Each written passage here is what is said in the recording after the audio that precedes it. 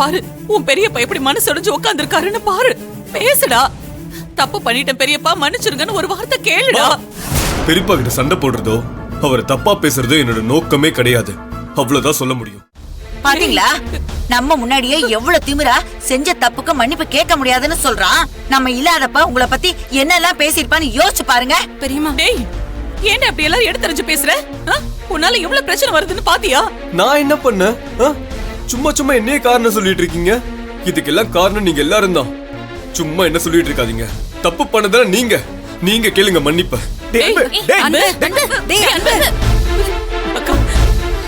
நீ சும்மா ஏங்க, நீங்க நல்லா பாத்துக்கோங்க. வீட்டுக்கு பெரிய மனுஷங்க நம்ம பேசிட்டு இருக்கோம். ஒரு மரியாதை கொடுத்தானா இந்த வீட்டுல நமக்கு அவ்வளவுதாங்க மரியாதை.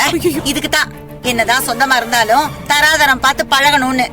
இதுக்கு மேல இங்க ஒரு நொடி இருந்தோம், அதை விட நமக்கு அவமானம் வேற எதுவும் இல்லங்க. இதோட இந்த குடும்பத்துக்கும் நமக்கும் எந்த சம்பந்தமும் இல்லன்னு தலை முழுகிடுங்க.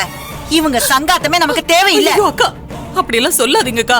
அவன் ஏதோ பேசிட்டு போனாங்கிறதுக்காக நீங்க இப்படி ஒரு முடிவு எடுக்காதீங்க.